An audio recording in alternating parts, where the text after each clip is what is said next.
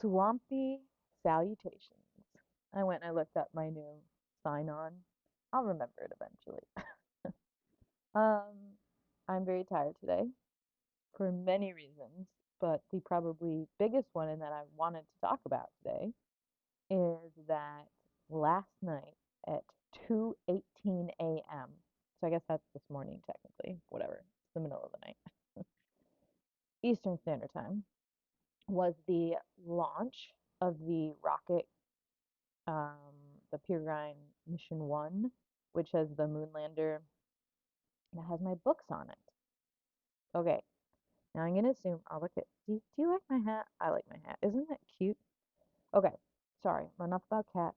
I'm wearing my cat shirt again. So, okay, let's talk about spaceships and rockets and the moon and writers and what all of those things have to do together with each other. And I apologize if my brain is a little scattered and haphazard. Feel free to watch my videos on 2x speed.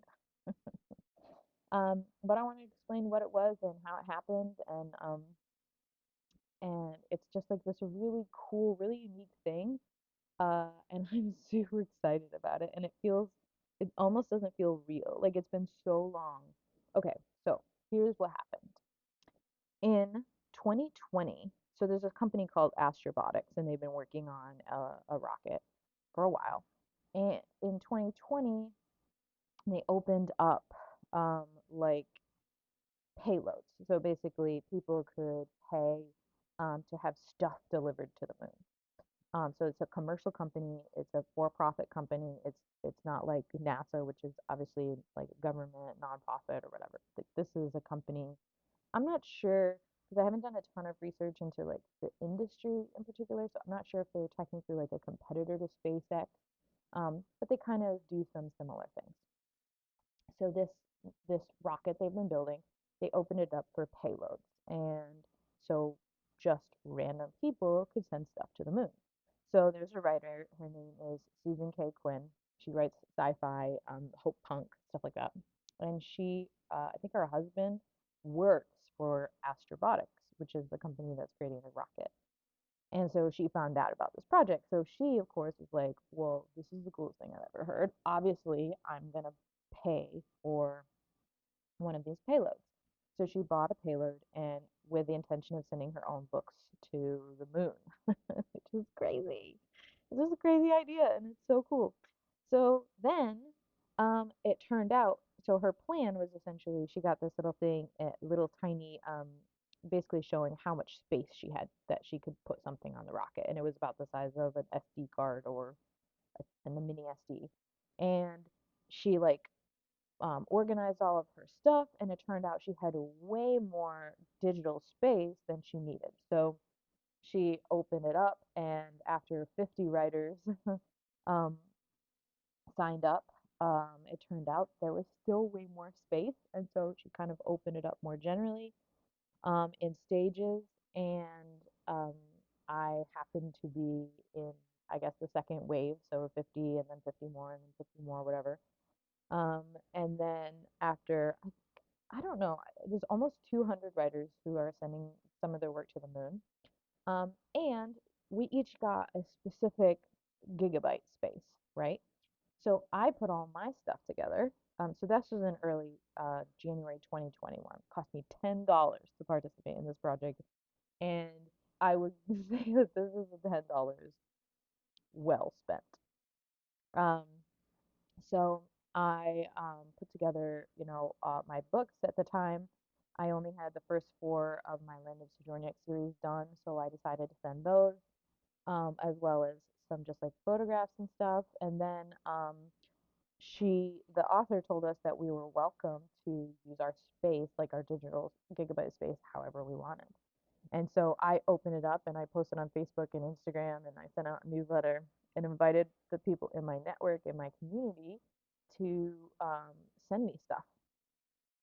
And so I don't even remember because this was like 2021. It's been 3 years since I did this. So I don't even remember everyone who participated. I don't remember all of the different pieces. Um, and I had a couple people reach out to me with like little suggestions and ideas. And so, in addition to my books, and some books and projects by other people. Um, uh, my payload includes a song that my brother wrote. It's on um, Spotify. It's called Voicemails, and I'm in it, so you can go listen to it. I will try to remember to put a link here. He made like a, because songs are pretty big files, so he made like a teeny tiny version of it to put on the what do you call it, payload in on the file or whatever. And then um, I ended up because like 20, 2019 and 2020 were really, really rough years. For me, 2019, I knew 10 people who died in 2019, and they ranged from, more distant relatives who I wasn't really close with to like my mentor and my cat and my grandmother. And so it was just like 2019 was a really rough year. And then, of course, everybody remembers 2020, um, the year that will go down in infamy, starting with murder hornets and Australia being on fire and ending up with a really lot of dead people. And so when this came about in 2021, I mean, I was really tired. And like I was really excited about the idea, but I also was like, I don't know how much energy I have to put into this, but I cannot turn down this opportunity. And so it ended up being like this really cool thing that kind of like felt like I was connecting with people, but also like I was connecting with the future.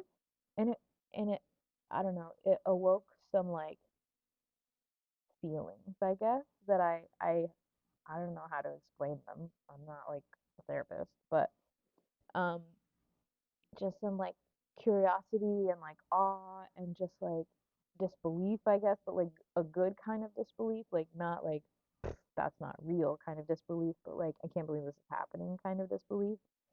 Um, and so I wanted, I sort of started envisioning like, what do I want this to be for me? Like, what do I want this to be in terms of like, the truth is that these files are probably just gonna vanish, right? They're gonna put this moon lander, it's like the first one. They're gonna put this moon lander up there. The technology that we currently have probably can't withstand the cold of nighttime. But you never know. Maybe aliens or future humans will find it in a million years. So, or I don't know, 150 years. So I started envisioning like best case scenario. I am sending a message to the future, right? So this is a time capsule. That's one of the things that was that Susan K. Quinn, the author who started the whole project, that was one of the things that she had sort of envisioned was like a time capsule, right? And so I was like, so if this is a time capsule, what do I want people to find? What do I want people to know? Not just about me, um, and my work, but like about my community and the, life here on Earth. And so I wrote like a letter. I don't think I pulled it up. Does my computer keep recording? Yes, it does. There, it's still going. Okay, so what am I looking up? Writers on the Moon. So you can go to writersonthemoon.com, and that's the website that is set up to have that has the whole project. And then if you go to the manifest page, which I should be showing you, I don't know how to record my screen. Sorry, everybody. Um, but there's like all of the authors and the books from all of the different people. So anyway, I am going to go to my page. So I wrote this like letter, which is what I was going to pull up to share. Um, so I'm author number 20, 24, 94. I was like, I wasn't in the first batch. And so this is part of what I wrote. I'm not going to read you the whole thing. Thank you for finding this file. I hope you can read it. It is currently the year 2021 on planet Earth. And some of my fellow writers and myself have come together to send a payload of cool stuff to the moon, mainly books that we have written, art that we have made, and things like that. I am Ariel Stealing, a science fiction author. Um, Here's a few things you might want to know about me. So I wrote just like a few fun facts about me, and then I did like a paragraph about my books and why I chose to send them. And then I wrote, you will also find several pieces of art done by myself, some of them relating specifically to my series and some not. So I've done like a lot of drawings and illustrations um, of my novels, which if you do Patreon, I've shared tons of them there, um, or on Instagram. So you'll find several pieces of art done by me and several stowaways, people who I invited to submit work or ideas or poems to go to the moon alongside my books. And the submissions really blew me away. One of the themes that I explore in my books is that of working together, of community. The ways in which we interact and relate to other people, and submissions by the other people on my page showed me that what people wanted to be remembered for in the future was not themselves and the things they had accomplished, but their family, friends, and loved ones.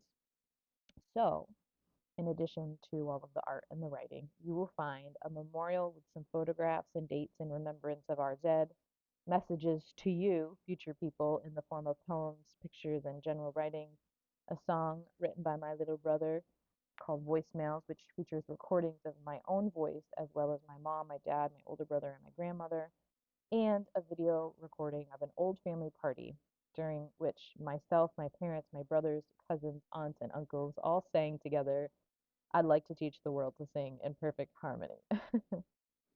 The one thing I like you to know, future people, is that the most important things to us, the past people, are the people who we love. And I still really love that concept. I think it's so cool and interesting. And the older I get, the more I realize that we show up for our families in different ways, right? Everybody's different, and what we can give to each other is different, and it's going to vary based on our health and our state of mind and like what's going on in our lives and the choices that we've made. But I really think that one of the things that makes humanity unique among um, just makes us unique is our ability to connect with each other in so many different ways, right? We don't just group randomly. Um, we have biological families, but we also have chosen families. We have friends of convenience, and we have friends that we have invested in throughout the course of our lives and really have like long standing, deep, meaningful relationships with. We um, we have organizations like people who we work with and who we just kind of meet by chance as part of our, the way our society works. But then we have people we work with by choice, people who we hire when we move to new companies, or people who hire us, or people who we want to start companies with, or people who we want to do fun projects with, volunteer work and art. And I think all of these connections and relationships that can be worldwide are so incredible and amazing. And um, I don't know. Last night I was watching the launch, right? And I'm like half asleep. My brain, I didn't even set an alarm. My brain woke me up at about 1:45. So I quickly logged on to NASA TV on my phone and I watched the launch, and I was remembering back to the time when I watched the Curiosity rover launch, which really turned me on to NASA launches. Now, a lot of them are in the middle of the night, so I don't get to watch as many as I want, but it's such a cool experience. And if you think about this, right, it's a lot more than just watching a launch on NASA TV. This is these are projects that have been worked on by hundreds and thousands of people. Everything from like like these scientists can't build these tools without all of the scientists who came before them, without all of the thinkers and the mathematicians, um, all of the different people all over the world, not just in the United States, which is obviously where I am and the company is and the launch was. Um, and then there's it's not just about building the technology, right? It's about the marketing, and it's about human resources, and it's about the ability to work together on these like just massive projects. I mean, we're literally sending stuff to the moon. We're sending scientific equipment to the moon. We're testing rockets. Like these are big projects. This isn't just like, I don't know, planting a garden, which can also be a really big project, but this is like mind blowing. It's like almost hard to even fathom how much time and human hours and work and just like ideation went into making this project happen. And then when I was online last night during launch, there was over 35,000 people watching on NASA TV at 2 o'clock in the morning Eastern Standard Time. And I know 35,000 people in a world full of 8 billion people doesn't really seem like much, but that's a lot of people. Like, the town I grew up in has 12,000 people, so that's like if my entire hometown times, two, three, times three, all logged on at the same time. Like, that's so crazy. And we couldn't do that without all of the other technology, right? The internet, um, oh, that was one of my hairs. Usually it's the dog hair that I'm pulling out of my mouth, but that was one of mine. Um, you have YouTube, you have the internet, you have this entire communication network that we use to communicate that I'm using to communicate right now. And all of these tools and technologies, and so this isn't possible without the work and effort of tens of or hundreds of thousands of people, and it's just mind blowing to really like try to step back and visualize the network, the spider web of connections required to make this happen. And I just think it's so cool. I just think it's so cool. So that's what I'm thinking about last night. Oh, so I was right. Okay, 35,000 people were on when I watching the launch last night.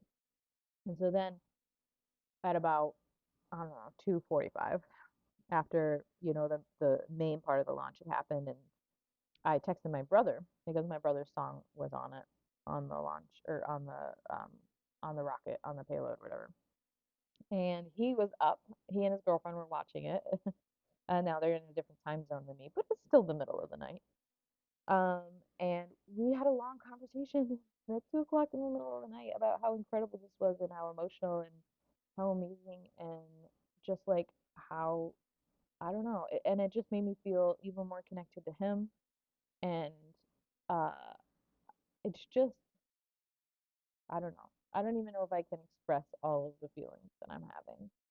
So I took a bunch of screenshots, um, and it's just screenshots of a rocket launch.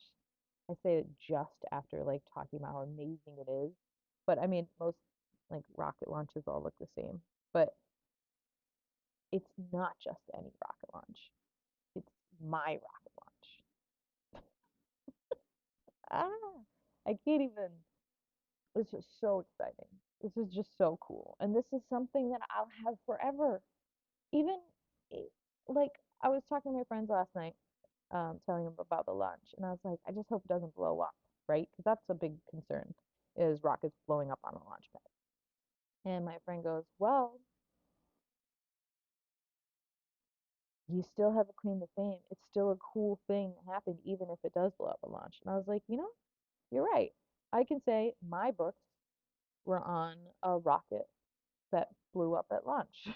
It's still, I mean, it would suck, and I mean, all that work, ugh, exploding rockets is so stressful. But I mean, it's part of the process, I guess. Um, I don't know. This is just something I'll have forever, even if something goes wrong. So essentially, my understanding is that the plan is they launch the rocket, they're going to orbit, do a full Earth orbit. They're going to orbit the moon 3 times before they land, and then they're going to land on the lunar morning to try to maximize how much time they have in the light. And then the dark side of the moon, or the part of the moon that's in shadow, just gets so cold. I don't know if you're paying attention. India launched a rocket a couple months ago. I think it was in November. And it had like 8 days maybe of data that it sent back, and then it went dark, um, as the moon went dark, and it didn't turn back on when the day came back. And it's just because it gets so cold and a lot of the instruments just can't. They're not, able to withstand those sorts of temperatures. And so I don't know. I haven't done as much reading as probably other people on this particular Moonlander, so I don't know what the hope is. But regardless, I said my books are on the they're in space right now. Like right now, they are orbiting Earth. Um, so I'll be watching on February 23rd, hopefully as they land. I want to watch the landing. I watched the landing of Curiosity rover on Mars, and that was incredible. Like one of my favorite experiences. And I literally was just sitting at home watching it, but like it was so incredible. It was so exciting and so like so. I hope I hope everything goes well. I really want to see the launch, and I really want to be like my books are on the moon, even if that's the end of them. Well, not the end of them because I'm still publishing and stuff down here, but I just this is just so cool. I'm just like I'm beside myself. I think it's amazing and incredible. And yeah, I'll probably make a blog post about this. I'll embed this video that I'm making right now, and I'll post some links. So keep your eye open if you sign up, if you follow my blog. I'll post some links so if you're interested, you can read. I mean, there's so many news stories about it right now. I think it made the national news. Not every rocket launch makes the national news, but I'm pretty sure this one did. There's tons of news stories. You can just Google Peregrine Mission One and you'll find all kinds of stuff about it, or astrobotics, I'm sure. Um, and so it's a good time. I was trying to come up with a pun. I'm a moon author, but all I could think of was inappropriate. Uh, Goodness. Okay. Anyway, my books are going to be on the moon. So that's that's my story.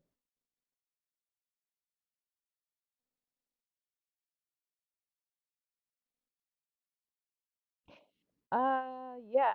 I don't have anything else in my brain right now. I really wanted to get that out. Sort of a brain dump in about moon stuff. Space is so cool. I mean, space is so cool. Like what we learned in high school about space was not the cool stuff. We learned about like the order of planets, but nobody told me ever that there is a giant frozen ocean somewhere in a galaxy far, far away and that that's a real thing. And like I mean, I guess we've learned so much since I was in high school because of, the new telescope and a lot of the technologies that we've developed, and we have so much better. I was in elementary school in the 90s and I graduated in 2006. So even since then, the camera technology has improved to like just like crazy. The way we transfer data has improved like crazy. Um, and I just think it's so incredible. And I wish I learned more about it in high school. And I've worked really hard to learn, but it's not as relevant to my life, so I don't know as much as I could. There's actually something that I have to remind myself about this because there's sort of sometimes being a fan of space and technology and stuff comes with this sort of imposter syndrome. Like, because I can't explain to you how physics works or how rockets work, it means I'm not a real fan of space or whatever.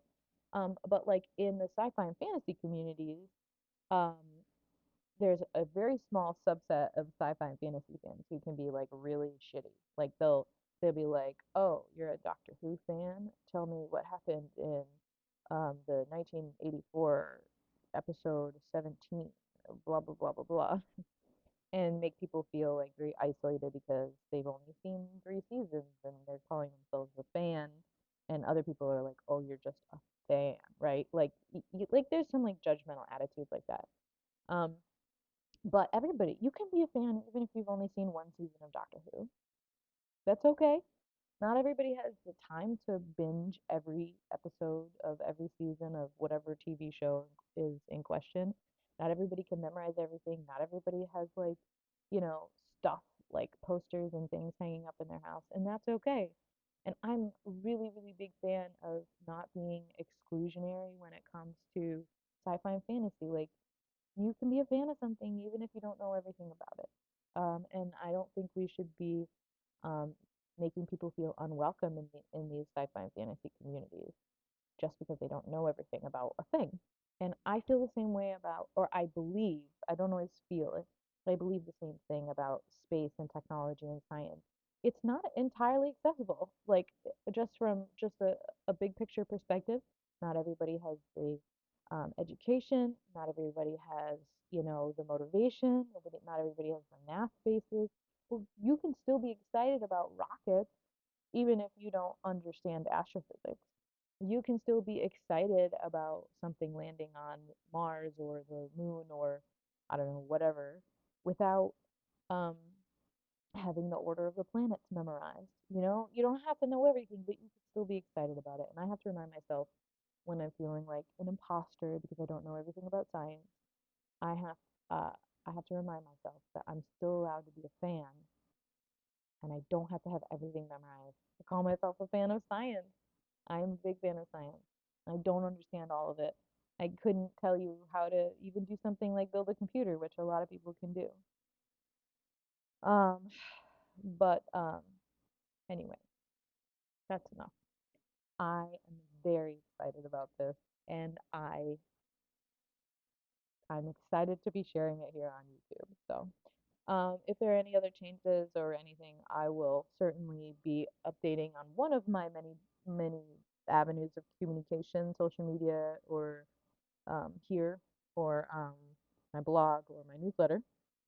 But in the meantime, I will be waiting breathlessly, not really, because then I would die, but breathlessly until the 21st,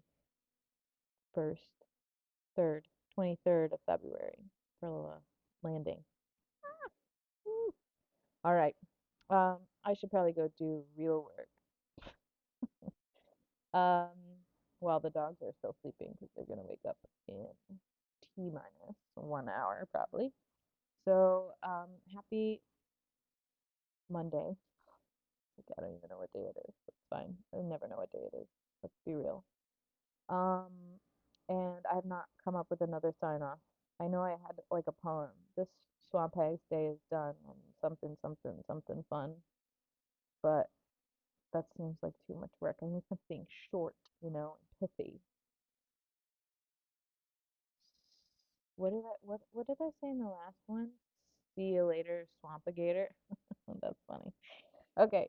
Anyway, peace out. May the force be with you.